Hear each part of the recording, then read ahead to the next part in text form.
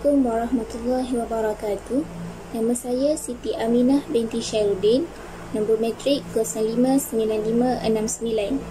Saya akan jelaskan berkaitan dengan apakah yang dimaksudkan dengan pinjaman atau dengan kata lain, ariyah. Istilah ariyah menurut bahasa bermaksud sesuatu yang diberikan oleh seseorang kepada seseorang yang lain untuk digunakan dan kemudian dikembalikan semula barang tersebut kepadanya. Contoh, si A memberi pinjam kepada si B, kemudian si B akan pulangkan balik barangan tersebut kepada si A. Manakala ariyah menurut istilah syarak bermaksud membenarkan penggunaan sesuatu yang halal digunakan dengan mengekalkan keadaan asal. Contoh, si A memberi pinjam bola kepada si B, kemudian si B harus memulangkan barangan tersebut dalam keadaan baik seperti mana dia pinjam. Maksudnya tak boleh ada apa-apa kerosakan pada bola tersebut. Syarat pinjaman, syarat barangan pinjaman ada dua. Yang pertama adalah pinjaman hanya dibenarkan bagi barangan yang halal digunakan. Sekiranya barangan itu haram, maka tidak sah pinjaman tersebut. Contoh, peminjam dia pinjam alat hiburan yang melalaikan ataupun khinzir, maka pinjaman tersebut tidak sah.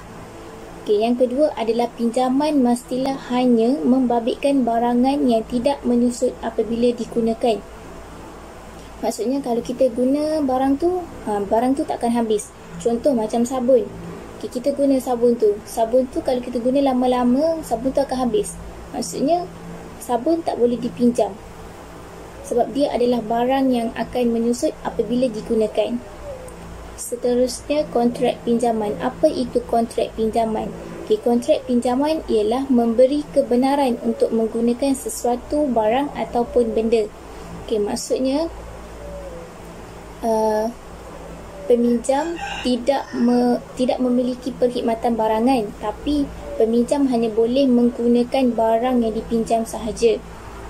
Bermaksud peminjam dia tidak dibenarkan untuk menyewa barangan yang dipinjam kepada sesiapa sahaja yang dia nak, dan dia juga tak boleh meminjamkan barangan tersebut kepada orang lain. Sekian, terima kasih. Assalamualaikum warahmatullahi wabarakatuh. Nama saya Nur Izzatun Nazifah binti Nazrizam, nombor matrik 061535. Hukum pensyariatan pinjaman perumahan. Hukum pensyariatan pinjaman perumahan. Pinjaman ini dibenarkan dan sah dan mungkin dia tidak memerlukannya dan tidak kekurangan untuknya, tetapi dia serahkan kepadanya di sebelah kanan orang yang memintanya. Ammal kitab faqauluhu ta'ala man dzalladzi yuqridullaha qardan hasanan fayudha'ifu lahu ad'afan katsiratan. Maksudnya ialah, dan pinjaman dari Tuhan Yang Maha Esa berurusan dengan sedekah seperti yang ia lakukan dengan pinjaman untuk para penyembah. Fama rawa Abu Sa'id Al-Khudri radhiyallahu anhu ja'a a'rabi ila Nabi sallallahu alaihi wasallam yataqadahu dainan kana alaihi fashtadda alaihi hatta qala lahu uharriju alayka illa qadaitani fantaharahu ashabuhu wa qalu وَيَهَكَ تَجْرِي مَعَ مَنْ تَكَلَّمْ قَالَ إِنِّي أَطْلَبُ حَقِّي فقال النبي صلى الله عليه وسلم هل مع صاحب الحق كنتم ثم أرسل إلى قولة بنت قيس فقال لها إن كان عندك تمر فأقرضينا حتى يأتينا تمر فانقضيك فقالت نعم بأبي أنت يا رسول الله قال فأقرضته فقضى الأعرابي وأطعمه فقال أوفيتا أوفى الله لك وقال أولئك خير الناس إنه لا قدست أمة لا يأخذ الضعيف فيها حقه غير متعتعين. Apa yang diceritakan oleh Abu Sa'id Al-Khudri yang berkata, seorang badui datang kepada Nabi dan dia menerima hutang yang dia berhutang sehingga dia menjadi sangat keras kepadanya sehingga dia berkata kepadanya, aku akan keluar untuk kamu kecuali untuk penilaian. Pemiliknya menegurnya dan berkata, celakalah kamu, adakah kamu belajar dengan siapa dia bercakap? Dia berkata, saya mencari hak saya. Lalu Nabi bersabda, kamu bersama mereka yang mempunyai kebenaran. Kemudian dia mengirim kepada Khawlat binti Khais yang mengatakan kepadanya, sekiranya kamu mempunyai janji, pinjamkanlah dia sehingga kami mendapat janji dan kami akan mengembalikannya. Dia berkata, ini adalah pilihan rakyat, iaitu saya belum mengkuduskan bangsa di mana orang lemah tidak mengambil hak mereka tanpa persetujuan. Ma rawa Ibnu Mas'ud radhiyallahu anhu anna Nabi sallallahu alaihi wasallam qala ma min muslim yuqidu musliman qardan marrataini illa kana kasidqatiha marratan. Apa yang diceritakan oleh Ibnu Mas'ud, katanya tidak ada seorang pun yang meminjamkan seseorang muslim 2 kali melainkan jika ia bersedekah sekali. Ma rawa Abu Hurairah radhiyallahu anhu an Nabi sallallahu alaihi wasallam qala man akhadha amwalun nas yuridu ada'aha adallahu anhu wa man akhadhaha yuridu itlafihillah. Apa yang diceritakan oleh Abu Hurairah radhiyallahu anhu yang berkata, barang siapa yang ingin mengambil wang orang yang ingin melunaskannya, Allah akan membayarnya atas namanya, dan barang siapa yang mengambilnya ingin menghancurkan Tuhannya. Seterusnya ialah فَإِنَّ الْأُمَّةَ لَا تَزَالُ تَتَعَامَلُ بِهِ مِنْ عَهْدِ رسول الله صلى الله عليه وسلم إلى عصرنا هذا وَالْعُلَمَاء يُقِرُّونَهُ مِنْ غَيْرِ أَنْ يُنْكِرُوا ذَلِكَ وَاحِدٌ مِنْهُمْ. Atas kewibawaan ummah yang masih menghadapinya dari zaman Rasulullah hingga zaman kita, dan para sarjana menyetujuinya tanpa menyangkal salah satu dari mereka. Assalamualaikum warahmatullahi wabarakatuh. Saya Fatin Nabilah binti Sahmat, nombor metrik 060263. Baiklah, saya akan menerangkan sedikit tentang pensyariatan dalam Islam, iaitu pensyariatan pinjaman dalam Islam. Baiklah, saya akan menceritakan tentang prinsip Al-Qard Al-Hasan. Secara umumnya, perkataan Al-Qard Al-Hasan bermaksud pinjaman yang baik. Ia merupakan manifestasi keprihatinan seseorang untuk melakukan kebaikan ataupun kebajikan untuk membantu saudaranya yang dalam kesempitan, lebih-lebih lagi dalam urusan kewangan. Oleh itu, peminjam hanya perlu membayar jumlah wang yang dipinjam sahaja tanpa dikenakan faedah. Seterusnya ialah dalil pensyariatan mengikut Islam. Firman Allah Subhanahu wa taala dalam surah Al-Baqarah ayat 245. A'udzubillahi minasyaitonirrajim. Bismillahirrahmanirrahim.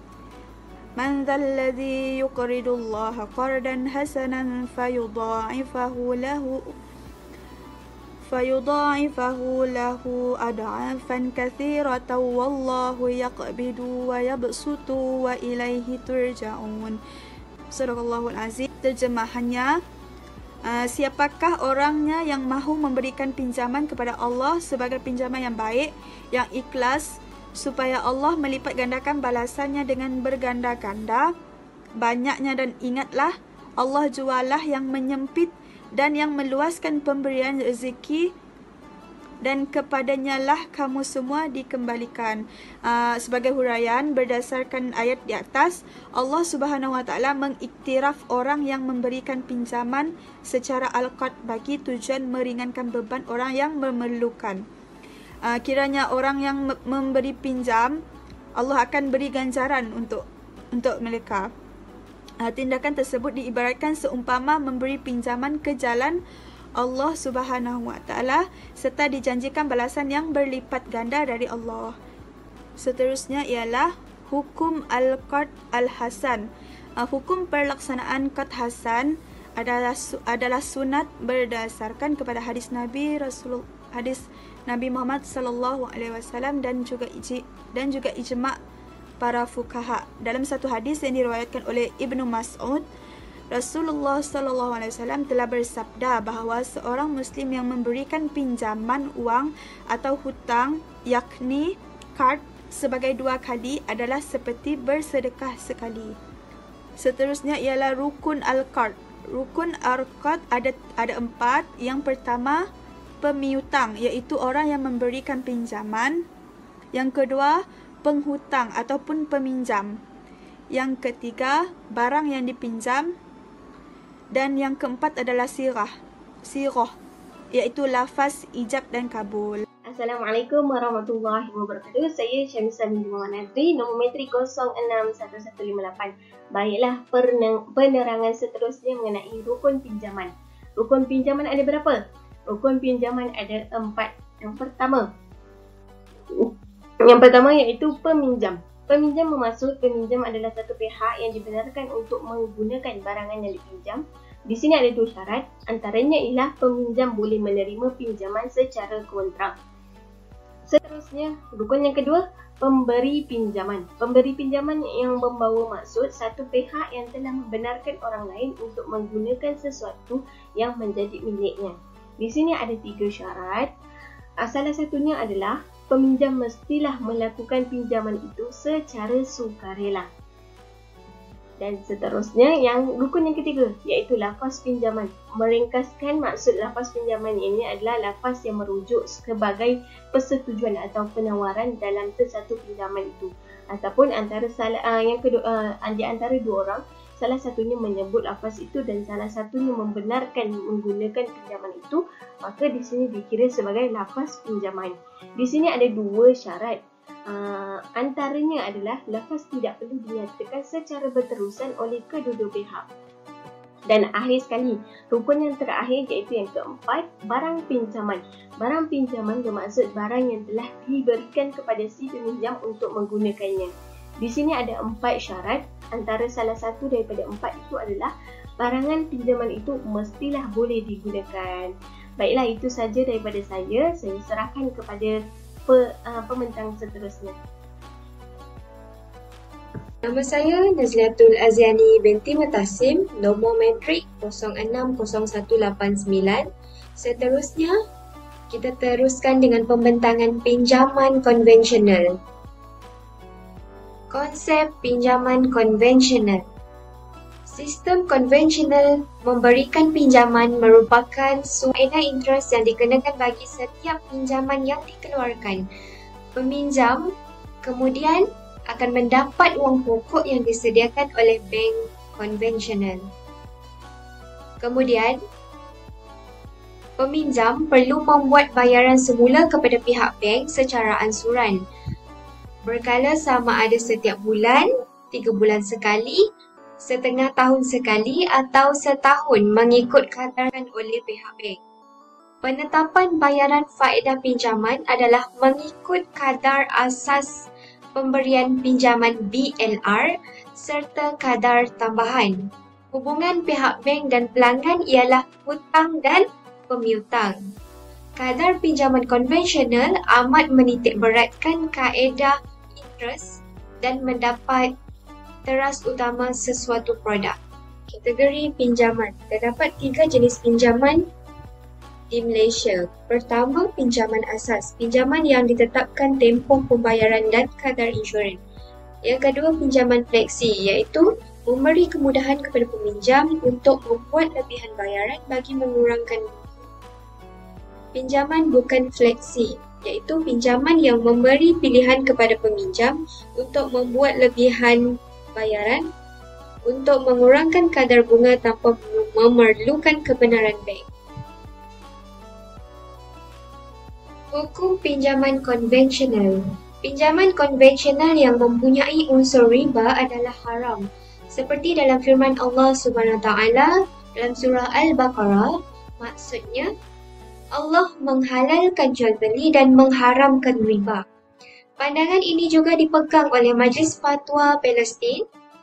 Assalamualaikum warahmatullahi wabarakatuh. Saya Rajihan binti Hairul Anwar, nombor metrik 059677.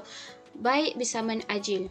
Definisi baik bersamaan ajil, di sini saya berikan 3 definisi. Yang pertama berasal daripada perkataan bahasa Arab, iaitu al-bai' yang bermakna jual, bi bermakna dengan, saman bermaksud harga dan ajil bermaksud tertunda atau bertangguh. Yang kedua, baik bersama ajil ialah jualan dengan harga tangguh atau penjualan dengan bayaran ansuran, iaitu menjual sesuatu dengan menyegerakan penyerahan barang yang dijual kepada pembeli dan ditangguhkan bayaran harganya sehingga ke satu masa yang ditetapkan atau dengan bayaran beransur-ansur al-taksir. Baik bersamaan ajil ini tidak memerlukan pembiayaan menjelaskan jumlah untung kepada pelanggan seperti di dalam bai' al-murabbahah. Secara ringkasnya, al-bai' bersamaan ajil lebih dikenali dengan jualan harga tertangguh. Urus niaga al-bai' bersamaan ajil melibatkan proses menjual sesuatu dengan menyegerakan penyerahan barang dan ditangguhkan pembayarannya sehingga ke satu waktu atau tempoh yang telah ditetapkan. Jenis produk yang pertama adalah perumahan atau rumah kedai bai' bersamaan ajil. Yang kedua, lot banglo bai' bersamaan ajil. Hukum jual beli sangat diharuskan dalam Islam dan bai' bersamaan ajil juga merupakan satu sistem yang diharuskan. Sama seperti jual beli biasa. Ini dapat dibuktikan dengan surah Al-Baqarah ayat 275. Bismillahirrahmanirrahim. Wa ahallallahu al-bai'a wa harrama ar-riba. Dan Allah telah menghalalkan jual beli dan mengharamkan riba. Rukun bai' bersamaan ajil mengandungi 3 syarat. Yang pertama, mestilah ada penjual dan pelanggan. Yang kedua, harta dan harga pembiayaan. Syaratnya, mestilah suci, bermanfaat, mestilah milik penjual, boleh diserah balik, mengetahui barang dan harga yang telah ditetapkan. Dan akhir sekali adalah lafaz akad, ijab dan qabul. Kesimpulannya, bai' bersamaan ajil mengandungi tambahan harga pada sesuatu pembelian yang menyerupai perbankan konvensional. Walau bagaimanapun, sistem ini masih berlandaskan syarak dan tidak mengandungi unsur-unsur riba. Akhirnya, sistem ini telah membuka mata manusia kerana penggunaan bai' bersamaan ajil telah menjadi sebagai satu kepentingan untuk seseorang itu memenuhi keperluan yang akan melengkapi kehidupan. Oleh itu, sistem ini tidak pernah diragui oleh golongan masyarakat, terutamanya di Malaysia. Sekian, terima kasih. Assalamualaikum warahmatullahi wabarakatuh. Saya Nura Zaria binti Dik, memegang nombor matrik 060280. Akan membentangkan secara ringkas mengenai musyarakah mutanakisah. Baiklah, apa itu musyarakah dan apa pula yang dimaksudkan dengan mutanakisah? Musyarakah adalah dari segi bahasa al-syirkah ataupun al-syarikah yang mana bermaksud perkongsian, persekutuan, syarikat atau perniagaan bersama. Manakala mutanakisah pula berasal dari kata dasar nakasa yang bermaksud berkurang ia, mengecil ia ataupun sedikit ia. Jadi kesimpulannya, musyarakah mutanakisah ini merupakan satu konsep akad pensyariatan, iaitu di antara pihak pembiaya yang merupakan rakan kongsi memberi hak kepada rakan kongsinya yang lain memiliki aset dengan sekali ataupun beberapa kali bayaran, iaitu secara beransur-ansur berdasarkan syarat-syarat yang dipersetujui oleh kedua-dua belah pihak. Seterusnya, apakah hukum bagi musyarakah mutanakisah? Hukumnya adalah harus. Seperti mana dalam surah Al-Ma'idah ayat 1, A'udzubillahi minasyaitonirrajim. Ya ayyuhalladzina amanu awfu bil uqud wa hillat lakum bahimah al-an'am illa ma yutla alaikum ghayra muhillis sidi wa antum hurum innallaha yahkum ma yurid. Yang bermaksud, wahai orang-orang yang beriman, penuhi serta sempurnakanlah perjanjian-perjanjian. Dihalalkan bagi kamu, yakni memakan binatang-binatang ternak dan sebagainya, kecuali apa yang akan dibacakan, yakni tentang haramnya kepada kamu. Halalnya binatang-binatang ternak dan sebagainya itu tidak pula bererti kamu boleh menghalalkan perburuan ketika kamu dalam keadaan berihram. Sesungguhnya Allah menetapkan hukum apa yang ia kehendaki. Ayat tersebut jelas menerangkan kepada kita bahawa Allah menyuruh kita menyempurnakan sesuatu kontrak, yakni perjanjian yang kita buat. Untuk lebih jelas, sesuatu kontrak atau perjanjian itu perlu dilaksanakan sekiranya kontrak tersebut terbukti tiada unsur-unsur yang dapat menafikannya dari terlaksana daripada unsur-unsur yang dilarang syarak. Akhir sekali, rukun-rukun musyarakah mutanakisah. Baiklah, rukun-rukun musyarakah mutanakisah ni ada 5. Yang pertamanya adalah rakan kongsi.